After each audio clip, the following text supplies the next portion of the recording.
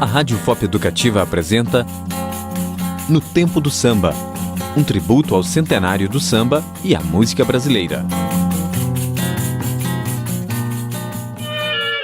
Quando eu morrer, não quero choro nem vela. Olá a todos, eu sou o professor Antônio Marcelo Jackson, da Universidade Federal de Ouro Preto, e no episódio de hoje de No Tempo do Samba, Francisco Alves e Mário Reis, a popularização do samba. No final da década de 1920 e nos primeiros anos da década de 1930, os nomes de Francisco Alves e Mário Reis estiveram intimamente vinculados ao samba, tanto do paradigma da Praça 11 quanto do paradigma do Estácio.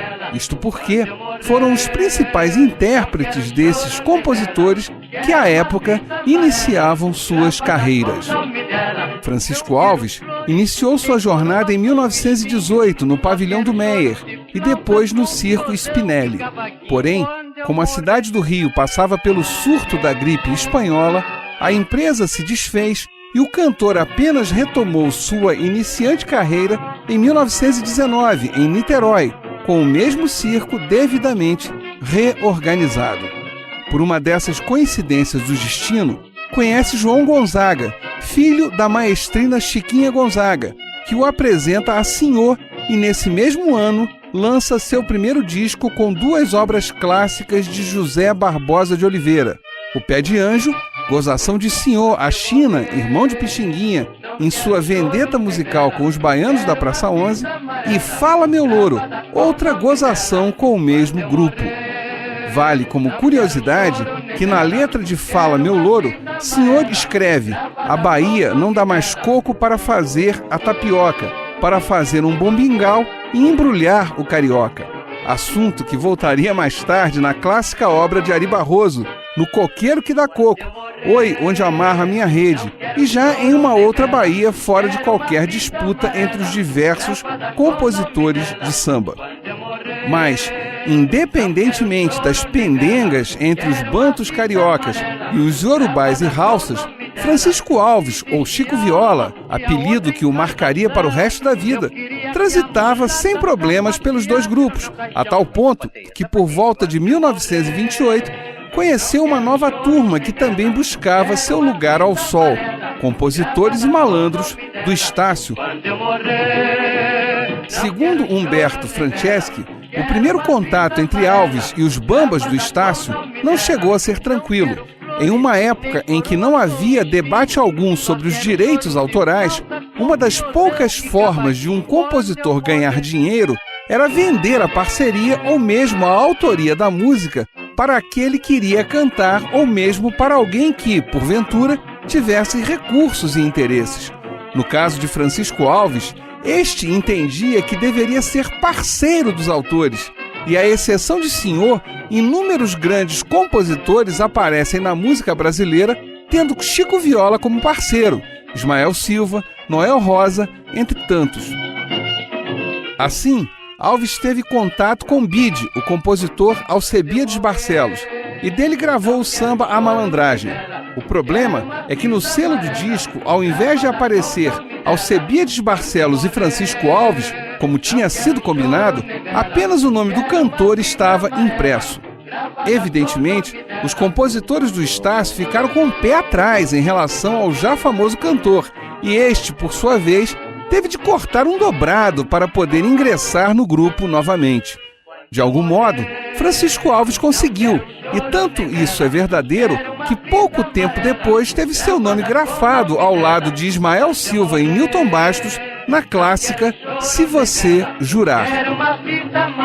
Paralelamente a essas relações entre Chico Viola e os bambas do Estácio, Mário Reis iniciava em fins da década de 1920 sua carreira musical. Filho de empresários cariocas, Reis conheceu Senhor e gravou em 1928 duas obras destes e, para a riqueza de sua biografia, foi acompanhado pelos violões do próprio Senhor e de Donga. Iniciada a carreira e ainda que não precisasse dela para o seu sustento, como era o caso de Alves, Reis também passava a valorizar os compositores que circulavam pela noite e pela boemia carioca. e, apesar de não possuir a extensão vocal de seu amigo, imprimiu uma nova forma de cantar que, de acordo com Tarek de Souza, citado pelo dicionário Cravo-Albim, criou um jeito carioca de interpretar, com malemolência, ginga, escapando do bel canto de Francisco Alves e de outros para valorizar as síncopes e modulações do samba. De certo modo, se bem observarmos a maneira pela qual Mário Reis grava, teremos o embrião daquilo que será feito por João Gilberto décadas depois. Quero uma fita amarela. Uma forma de identificarmos essa distinção de Mário para Francisco é ouvirmos os dois cantando juntos. No caso aqui, um samba de Noel Rosa intitulado É Preciso Discutir. Vamos ouvi-los. Na introdução deste samba, quero avisar por um modo qualquer que esta briga é por causa de uma mulher. E eu aviso também que neste samba agora me meto para cantar com Francisco Alves em dueto. É preciso discutir, mas não quero discussão. Da discussão sai a razão.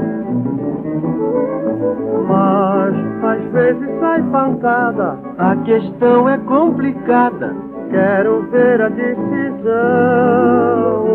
A mulher tem que ser minha.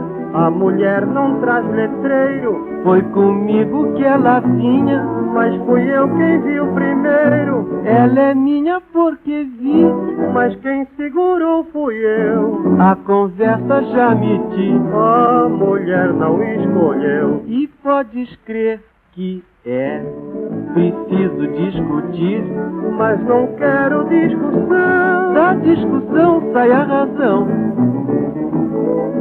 Mas às vezes sai pancada. A questão é complicada. Quero ver a decisão.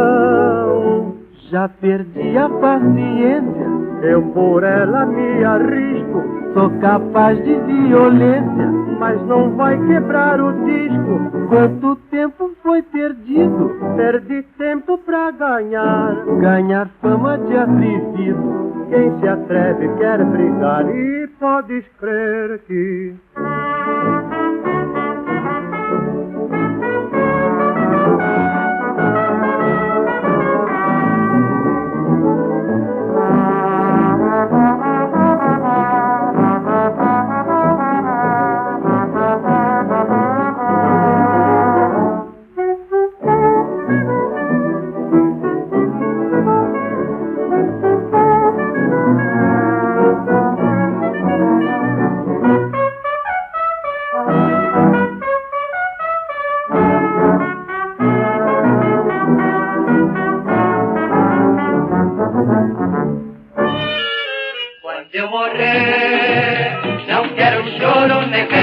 Mário Reis também comprava os sambas, mas ao contrário de Francisco Alves, não se importava em não aparecer como parceiro, contentando-se apenas em ter o lucro exclusivo das vendas dos discos. Foi ele, por exemplo, o primeiro a gravar um samba de Cartola, que era conhecido de seu motorista.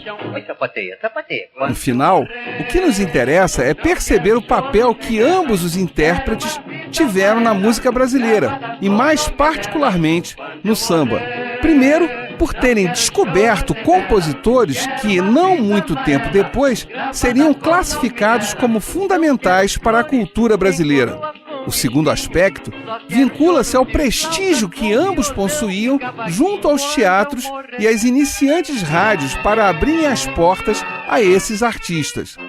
Não há dúvida que a envergadura de Bide, Marçal, Ismael Silva, Newton Bastos, Noel Rosa, entre tantos, mais cedo ou mais tarde viriam à baila. Porém, é inquestionável que as gravações de Francisco Alves e Mário Reis contribuíram tremendamente para que esse sucesso acontecesse. Apesar do enorme destaque conquistado, Mário Reis abandona a carreira em 1936, aos 28 anos, para se dedicar à administração pública na prefeitura da cidade do Rio de Janeiro. Francisco Alves seguiu a carreira e em 27 de setembro de 1952, quando retornava ao Rio de Janeiro de um show em São Paulo, morreu em um acidente na altura de Pindamonhangaba. Seja por um motivo inusitado, seja por uma razão trágica, o público jamais viu a decadência artística de nenhum dos dois. Cumprido o papel, saíram de cena no auge. Até o nosso próximo No Tempo do Samba. Quando eu morrer, não quero choro nem vela.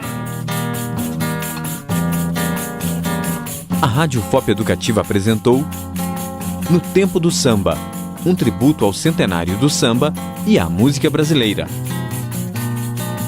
Idealização e apresentação, Antônio Marcelo Jackson. Colaboração, Amanda Santos e Gabriela Pinheiro. Visite nosso site notempodosamba.com.br.